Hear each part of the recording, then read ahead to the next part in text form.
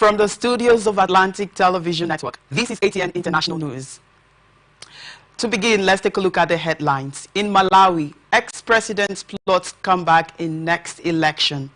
In Libya, central bank reopens after kidnapped official freed. And then in Rwanda, Kagame repeating same African leadership mistake. In Gaza, 6 hostages' bodies retrieved, Israel's military says. And then in U.S., Iran responsible for Trump campaign hack. Harris defend U.S. Democrats in U.S.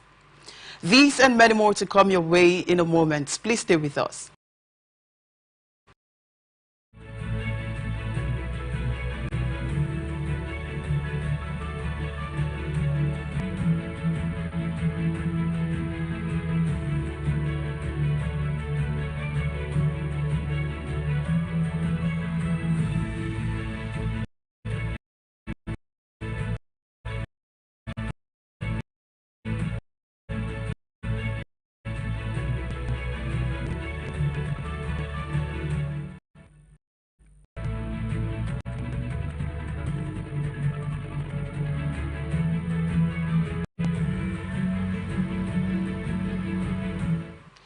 Now on the news in details, we begin with Africa.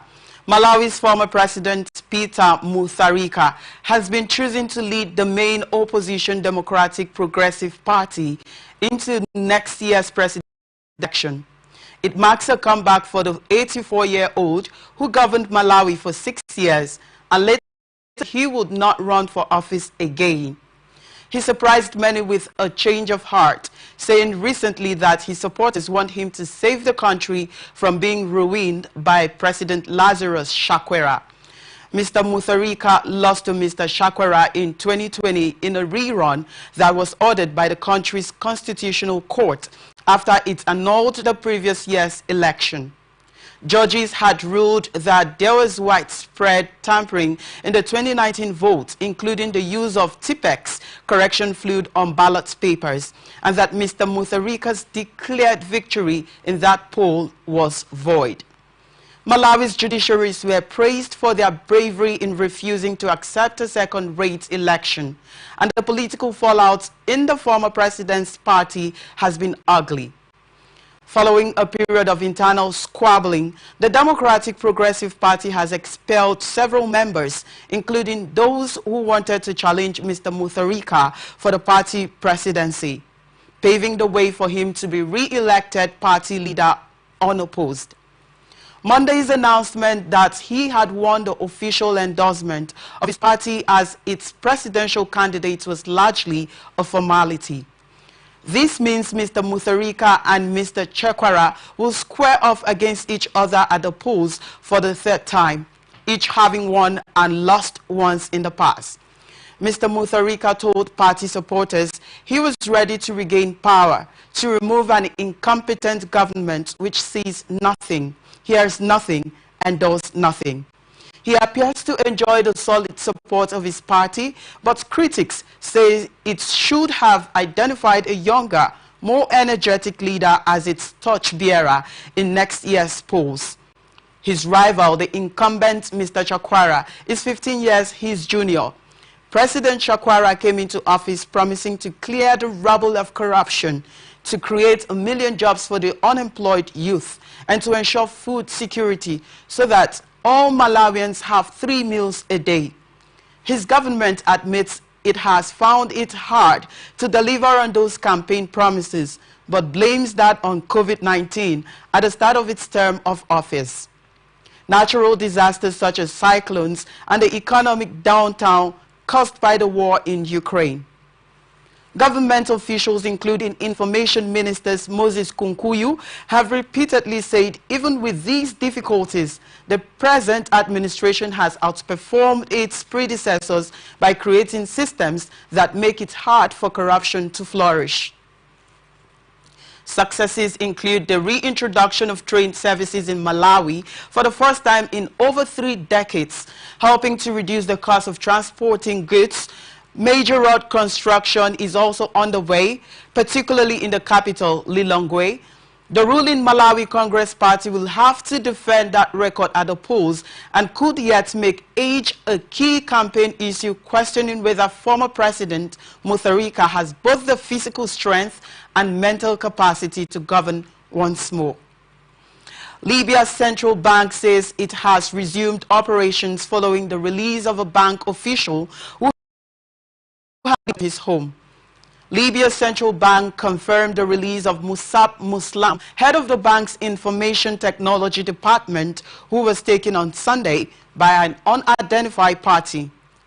It said Mr. Muslam had been taken from the capital, Tripoli, and that other bank employees had been threatened with kidnapping too. The central bank had halted all work, refusing to reopen until Mr. Salem was freed. In a brief statement on Monday afternoon, the bank said it was back running as normal as Mr. Salem had returned and was safe. The central bank, which is independent but owned by the Libyan state, is the only internationally recognized depository for Libyan oil revenues, a vital economic income for a country torn of years between two rival governments in Tripoli and Benghazi. ATN gathered that Mr. Salem's abduction comes a week after the central bank suffered a siege by armed men, and according to local media, the armed men did so to force the resignation of the bank's governor, Sadiq Al-Kabir, in office. Since 2012, Mr. Kabir has faced criticism over the management of oil resources and the state budget. On Monday, Mr. Kabir discussed the increasing threats to the security and safety of the central bank, its employees and its systems with British Ambassador to Libya, Martin Langdon. Libya's central bank said in a statement on Monday, since the ousting and killing of Libyan leader Muammar Gaddafi in 2011, the country has suffered from chronic insecurity. The country has been divided by power struggles and currently has two governments. A United Nations recognized one base in Tripoli and another in the country's east, backed by warlord General Khalifa Haftar. African Export-Import Bank has reported that its net interest income grew 24.5% in first half of 2024, fueled by a 31.42% rise in interest income. The group's results for the 6 months once again demonstrate resilience amid challenging macroeconomic conditions. In a statement, the group announced that it's delivered solid year-on-year growth across key performance metrics and an increase in shareholder value. Net interest income for first half of 2024 grew by 24.5% to $826.2 million compared to $663.6 million for the same period last first half of 2023. The increase was driven by a 31.42% increase in interest income to $1.5 billion on the back of growth in the bank's portfolio of loans and advances. The group's performance for the period reflected that the bank, as subsidiary entities, are still in their early stage of development, with the notable exception of the Funds for Export Development in Africa, which contributed $11 million to the net interest income of the group, compared to $9.1 million at first half of 2023. The group's total fees and commission income for first half of 2024 increased by 20.0% to $71.2 million compared to $59.2 in first half of 2023. During the period, the group continued to make strategic progress in its mission to develop African trade, including deepening ties with Caribbean countries and the broader diasporas. Operating expenses increased by 30.38% to $152.8 million compared to $117.2 million at first half of 2023, reflecting higher personnel and administrative costs to support the initiatives of the bank and subsidiaries amid high inflationary external environment. The cost-to-income ratio remained low at 16.98%, well within the strategic upper limit of 30%. The winding down of the Ukraine crisis adjustment trade financing program for Africa facilities as African economies demonstrated resilience and adapted to the crisis, resulted in a marginal decline in loans and advances from $26.7 billion to $26 billion. Cash and cash equivalents closed the period at $3.9 billion, while the liquid assets to total assets ratio remained high at 12.50%. It added that the group's shareholders' funds rose by 1.64% to $6.2 billion compared to $6.1 billion at 2023. Reflecting growth in internally generated net income of $407.7 million. However, the bank's capital adequacy ratio remained strong at 25%. At the Afrexim Bank annual general meeting held in Nassau, the Bahamas in June 2024, shareholders have approved a dividend of $264.6 million and other appropriation amounting to $50 million to support concessionary funding. Group reported a strong performance in the first half of 2024, delivering robust financial results and making significant strides in its implementation of the 6th strategic plan extending the frontiers.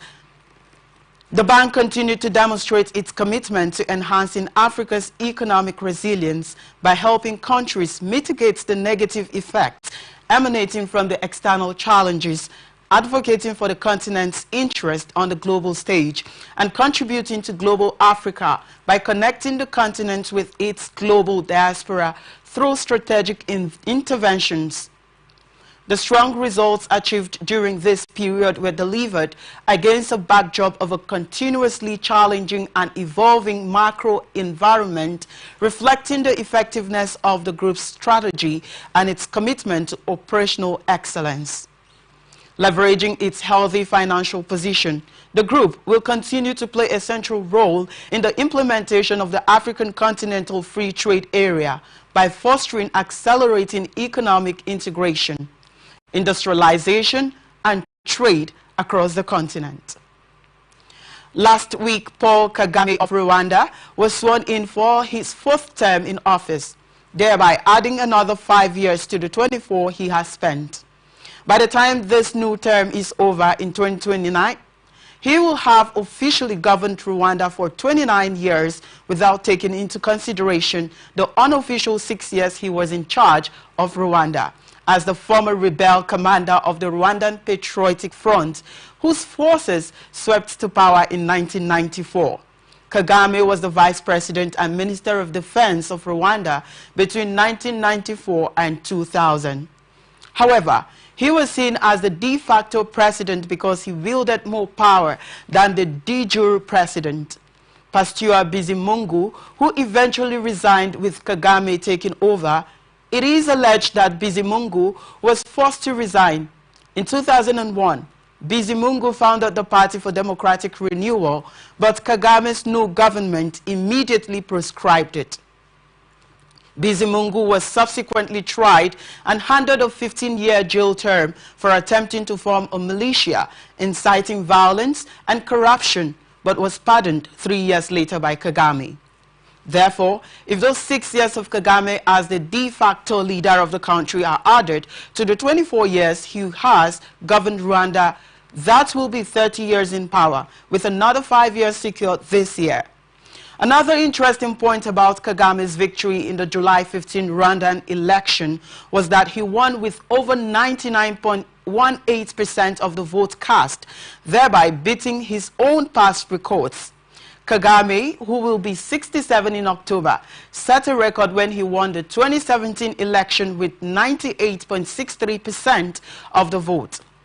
In 2010, he won with 93%, while in 2003, he secured 95%.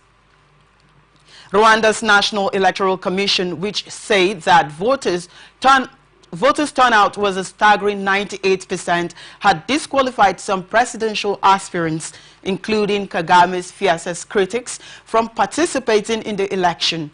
It allowed 2 candidates to contest against him, while the Democratic Green Party's candidate, Frank Habineza, scored 0.53%. Philip Payimana, who ran as an independent candidate, got 0.32% of the vote. Kagame has been one of the best presidents Africa has produced in the 21st century. He has brought stability and progress to Rwanda, turning it from the land of obscurity and genocide to a preferred tourist center in Africa. The country has always featured among the fastest growing economies, not just in Africa but in the world. Its capital, Kigali, is also called the cleanest city in Africa. Under the leadership of Kagame, Rwanda has always consistently held the record of the country with the highest percentage of female representation in parliament. The percentage of women in the Rwandan parliament is usually above 60 in 2023, while Rwanda had 61.25% female legislators.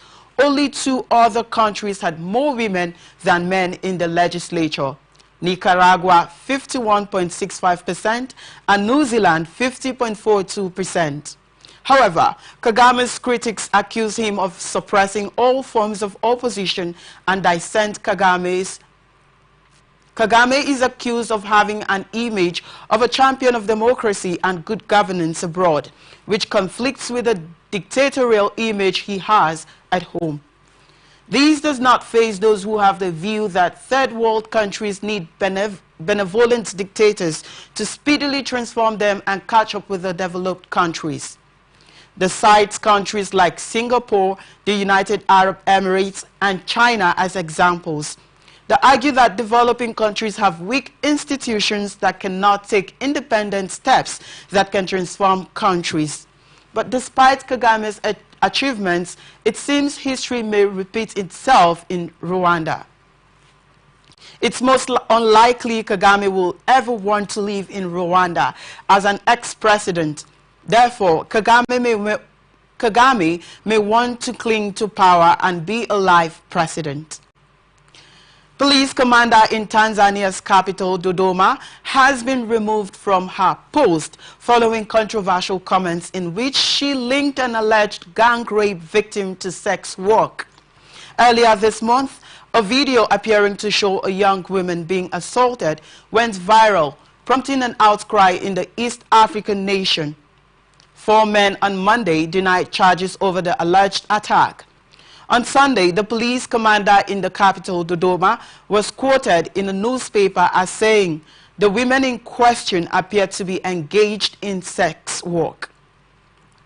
Following a backlash and accusations that the comment minimized the woman's ordeal, Tanzania's National Police Force apologized and said the commander had been transferred. Fatma Karume, a lawyer and prominent activist, also expressed outrage on X, writing, "Those who sell themselves cannot be raped in this country." In the video that appeared to show the woman being raped, the suspects reportedly interrogate her, forcing her to apologize to someone referred to as Afande. In Tanzania, Afande is often used to refer to a soldier or police officer. So many activists and social media users express outrage that a sexual assault could have been carried out on the orders of a member of the security forces. The investigation revealed that the youths were not acting on orders from any officers. They were merely under the influence of alcohol and drugs. Ms. Malia told Mwananchi following the public backlash over Ms. Malia's comments. Tanzania's National Police said she had been transferred to the police headquarters, though it's not clear whether this is temporary or permanent. It is also unclear when the viral video was filmed, but the victim was reportedly a resident of Yombo Dovia, a suburb in the country's largest city, Dar es Salaam. 4 suspects appeared in court on Monday afternoon and were charged with gang rape and engaging in unnatural acts. The individuals pleaded not guilty and will remain in police custody, according to report. Bodies of 6 hostages have been retrieved from the Gaza Strip.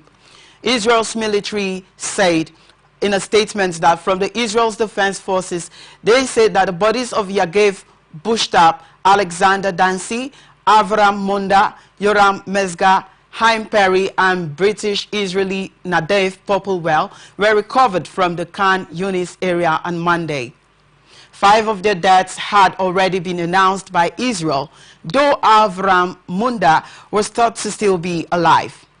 The recovery operation was carried out by the Israel Defense Forces alongside the security agency's Shin Bet.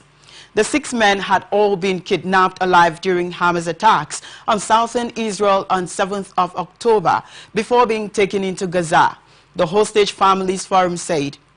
In a statement, it said the recovery of the bodies had provided the families with necessary closure, adding that the return of the remaining 109 hostages from Gaza can only be achieved through a negotiated deal. The group called on the Israeli government to do everything in its power to finalize the deal currently on the table. Negotiations over a long sought-after ceasefire and hostage release deal are ongoing, with U.S. Secretary of State Antony Blinken currently in the Middle East pushing for an agreement. On Monday, Mr. Blinken said Israeli Prime Minister Benjamin Netanyahu had agreed to a U.S. bridging proposal for a deal after the pair met in Tel Aviv. Hamas previously claimed that Mr. Popplewell died of wounds sustained in an Israeli airstrike months ago. In response to the recovery of the bodies, Israeli President Isaac Herzog said on Tuesday that they sent their heartfelt condolences and a warm embrace to the families, adding that they must not stop for a moment from working in every way possible to bring back all the hostages. The Israel Defense Forces said on Monday that it had expanded its operation in Khan Yunis and the outskirts of the central town of Deir al-Balah. On Monday, 5 people were killed in an Israeli airstrike on an internet distribution facility in western Khan Yunis, according to local health officials. A medical source also told newsmen that 3 people were killed in Abasan, east of the city. Israel launched a military campaign in Gaza in response to an unprecedented attack on southern Israel on 7 October by Hamas gunmen, during which about 1,200 people were killed and 251 taken hostage. More than 40,173 people have been killed in Gaza since then, according to the territory's Hamas-run health ministry. Former U.S. Secretary of State Hillary Clinton says the Democratic Party's presidential candidate, Kamala Harris, will defend the democracy and Constitution of the United States.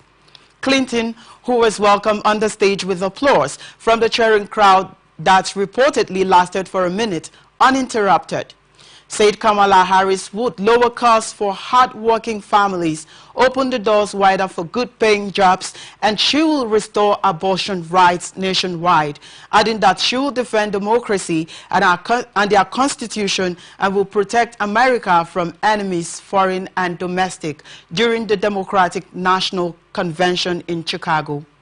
On Monday, Clinton, a notable Democrat who lost to Donald Trump to become America's first woman president in 2016, said that Trump was the first person to run for presidency with 34 felony convictions. As the crowd chanted, "Lock him up," Clinton's mock at her former opponent was a sort of clapback, as she suffered the same fate in 2016 when Trump supporters routinely chanted, "Lock her up," at rallies about her, as he vowed to put her in jail if he was elected, according to reports. The former First Lady praised U.S. President Joe Biden for his patriotism, saying he brought dignity, decency and confidence back to the White House and showed what it means to be a true patriot. Earlier, a small group of about 100 demonstrators protesting against Israel's war in Gaza briefly breached the outer security fence of the Democratic National Convention hours before Biden was set to pass the torch to Harris. However, the police wielding black batons prevented them from getting to the inner cordon. You're watching the international news on Atlantic Television Network. We'll be back after this short break. Please do stay with us.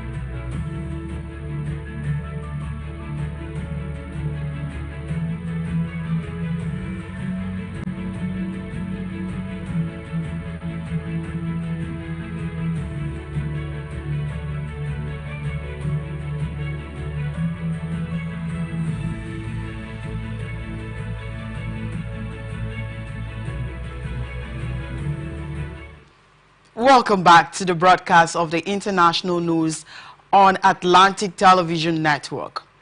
We are open for adverts, placements, bookings, and commercials.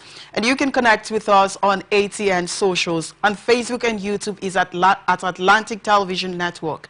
Instagram and TikTok, Atlantic TV Network 1. Watch us live on our website, atlanticnetwork.tv. Now to the rest of our stories.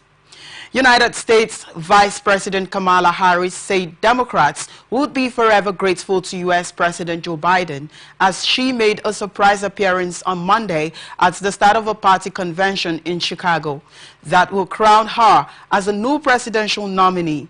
Thousands of delegates gave the vice president a rapturous reception ahead of what is expected to be a bittersweet farewell address by the 81-year-old Biden following his decision to quit the 2024 White House race.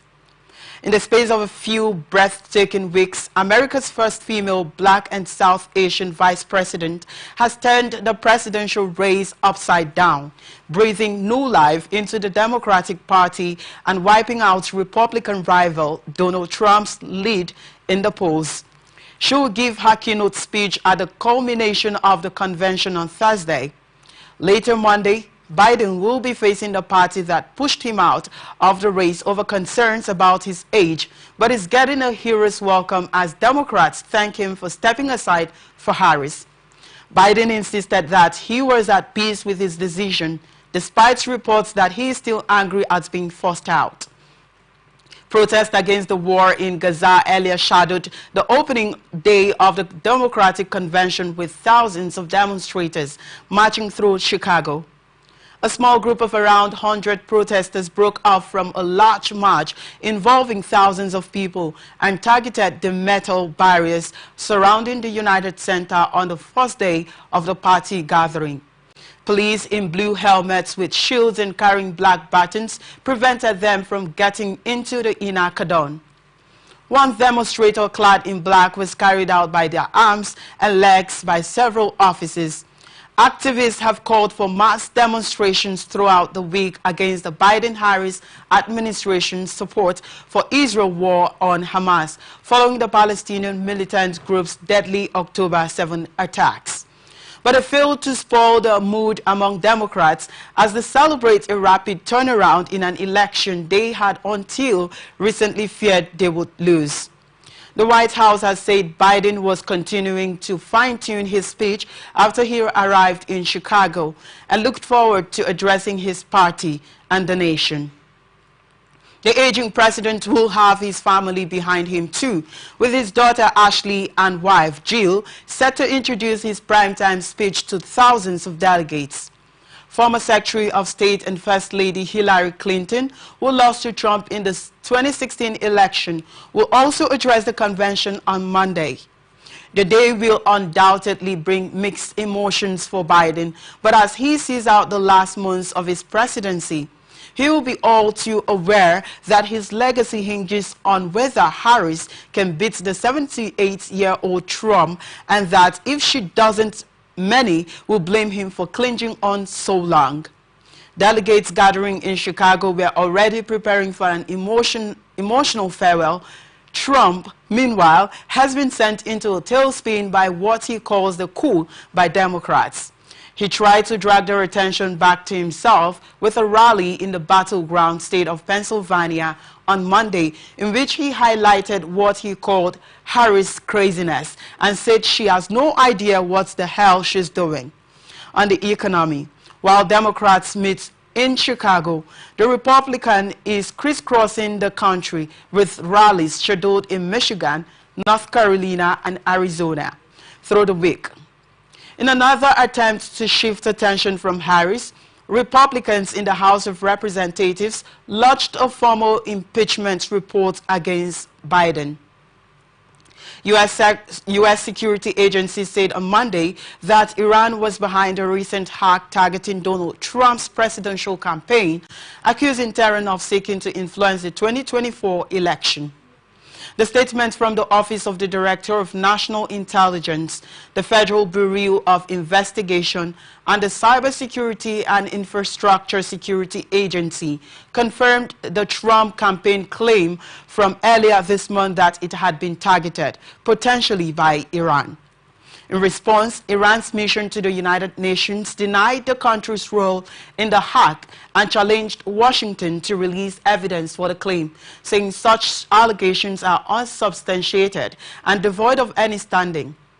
The United States goes to the polls on November 5th, with both Trump's and Democratic rival Kamala Harris campaigns saying they had been targeted by cyber attacks in recent weeks. U.S.-based tech companies have also said they detected such attacks. Said on Monday it was confident that Iran had used social engineering and other methods to target individuals in both campaigns, and that the attempts were intended to influence the U.S. election process. Trump's campaign said on August the 10th that it had been hacked, blaming foreign sources for distributing internal communications and a dossier on running mate J.D. Vance. The Republican former president's campaign implied Iran was behind the move, as news outlet reported. It had received emails with the campaign materials from a source who refused to identify himself. Cheung cited a report from Microsoft this week that said Iranian hackers sent a spear phishing email in June to a high-ranking official on a presidential campaign. The materials received by news outlets included research on vetting Vance, Trump's vice presidential pick. Harris' campaign said on August 13th that it too had been targeted by foreign hackers, but did not give an indication of which country was believed to be behind their attempts. Trial has begun in California to decide whether Stanford University can keep the diaries of a top Chinese official. In a case that is being framed as a fight against Chinese government censorship, the diaries belong to the late Li Rui, a former secretary to Communist China's founder Mao Zedong. Following Li's death in 2019, his widow sued for the documents to be returned to Beijing, claiming they belong to her. Stanford rejects this. It says Li, who had been a critic of the Chinese government, donated his diaries to the university as he feared they would be destroyed by the Chinese communists. The diaries, which were written between 1935 and 2018, cover much of the Chinese Communist Party's rule. In those 8 tumultuous decades, China emerged from impoverished isolation to become indispensable to the global economy.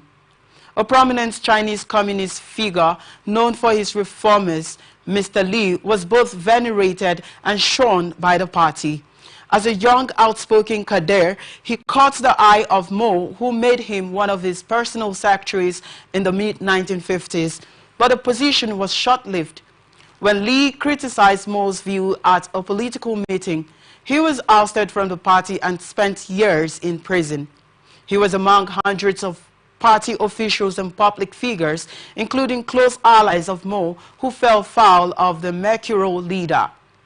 Like some of them, Lee returned to prominence after Mo died in 1976. He oversaw the Ministry of Hydroelectric Power and a CCP department that selected officials for key positions.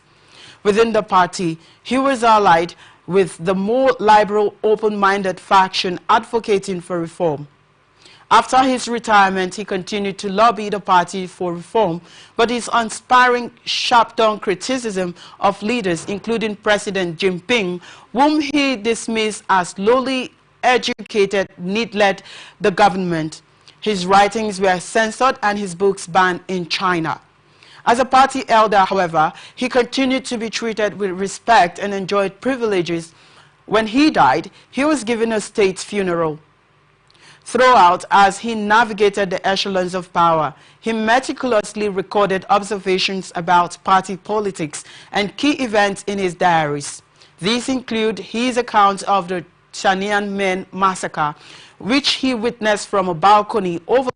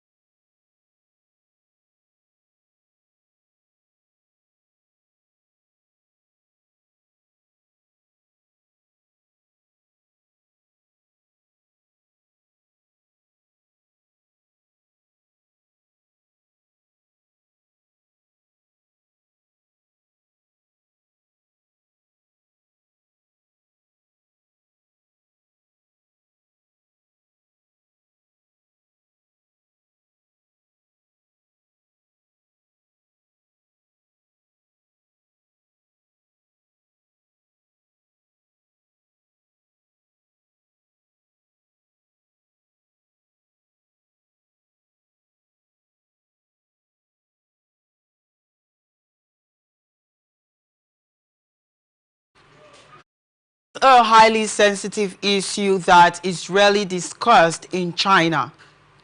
His daughter, Li Nanyang, began donating his documents, including the diaries, to Stanford's Hoover Institution in 2014, when he was still alive. In a 2019 interview with newsmen after his death, she said this fulfilled her father's wishes. That year, Ms. Zhang filed a lawsuit against Li Nanyang, her stepdaughter in China.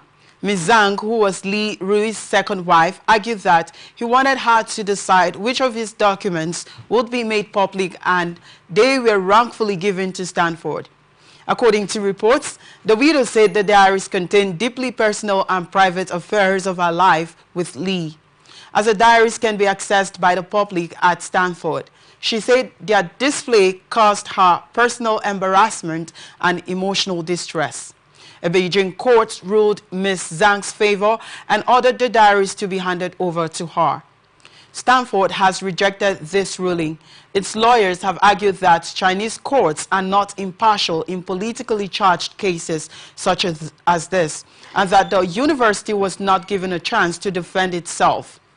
The trial that began in California on Monday is over a separate lawsuit launched by the university against Ms. Zhang in the U.S. Stanford is asking the California court to declare the university as a lawful owner of the diaries. Its lawyers argue that Li Rui wanted to donate his papers to Stanford because he understood that the regime would seek to suppress his account of modern Chinese history, and he feared that the materials would be released. Stanford has been allowed to retain copies of the diaries, but it is arguing to keep the original documents as well, to comply with Li's wishes. Oil spill has dumped black sludge on beaches along Venezuela's northwestern coast and affected fishing in the area, residents and environmental activists said on Monday. In Puerto Cabello, near the El Palito refinery, the scene of a spill last year oozed mud the sand beaches, according to journalists. Environmental researcher Eduardo Klein said the oil slick has caused 225 square kilometers of damage, according to a post on X that included satellite images. State oil company Petroleum of Venezuela did not immediately comment on the situation.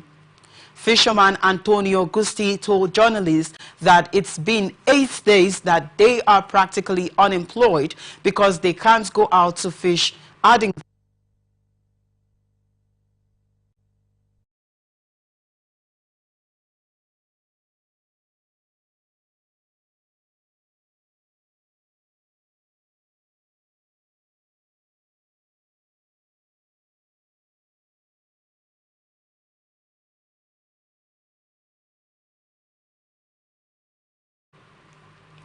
last year, when the El Palito refinery caused a spill, Petroleum of Venezuela said it was not heavy crude oil, but a discharge of hydrocarbons, wastewater or effluents that were directed to the coastal marine environment.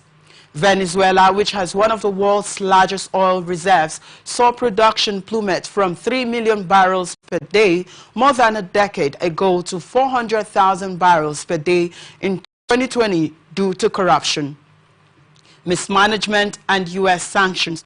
Now, production is back to about 1 million barrels a day, but numerous experts say that Venezuela's equipment is in bad shape. Environmental researcher Eduardo Klein said the oil slick has cost 225 square kilometers. Deputy Ambassador to the UK, Mr. Robinson, said first John Sweeney was aware of the meeting taking place, but the pair had not discussed it in person. The Scottish government has since suspended meetings with Israel until progress is made in peace talks. Mr. Robertson has said he was sorry that the meeting was not strictly limited to talks about a ceasefire. He met Deputy Ambassador to the UK, Daniela Grotsky, on the 8th of August after accepting an invitation from the Israeli government. 4 days later, Ms. Grotsky posted a photo of the pair on social media.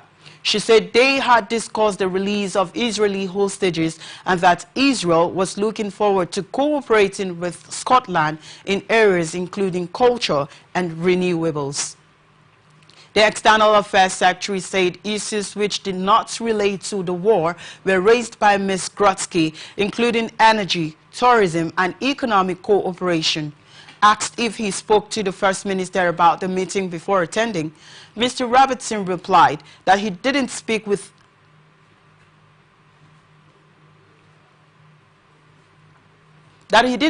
about it in person with him, but it was part of the government's internal deliberations, which included an official recommendation to meet that he was aware of. Mr. Sweeney has acknowledged that some felt a meeting was not appropriate, but stood by the decision to accept the Israeli request.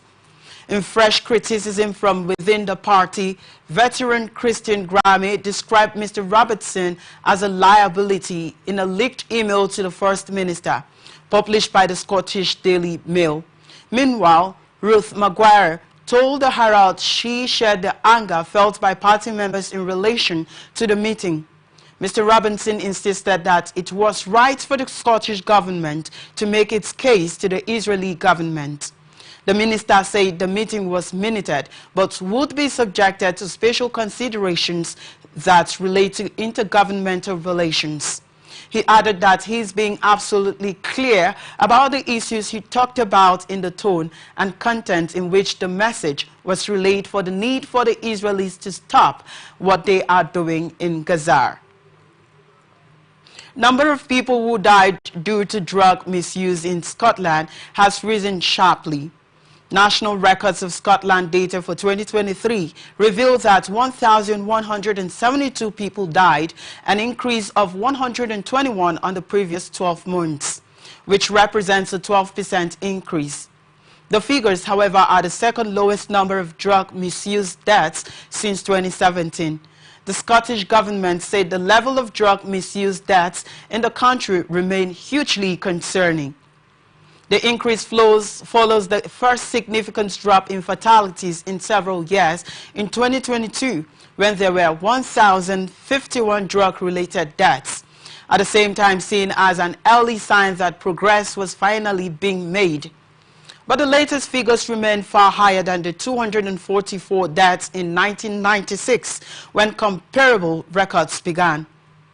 Scotland continues to have a far higher rate of recorded drugs deaths than other European nations, including other parts of the UK. They are 2.7 times as high as the 2022 rates for England and Northern Ireland, and 2.1 times as high as the 2022 rate in Wales. Opioids such as heroin, morphine, and methadone were the most common drugs connected to deaths, being implicated in 937 deaths, 80% of the overall total. The report also confirms psychoactive substances such as benzodiazepines are posing significant dangers. The number of deaths involving bromozolam rose from 54 in 2022 to 426 last year. These types of drugs are used to treat anxiety disorders, insomnia, and seizures. Deaths involving synthetic opioids known as nitazines rose from just 1 to 23 in 12 months. There has been a sharp rise in cocaine overdose with the drug, a factor in 479 deaths in 2023, an increase from 371 deaths in 2022. Scotland says cocaine was a factor in 41% of deaths, up from 6% 15 years ago. Figures hit a record overall death high of 1,339 in 2020. The data revealed that people living in the most deprived areas of Scotland were more than 15 times as likely to die from drug misuse than in the least deprived areas, while the age that people died from drug misuse has increased over the past 2 decades.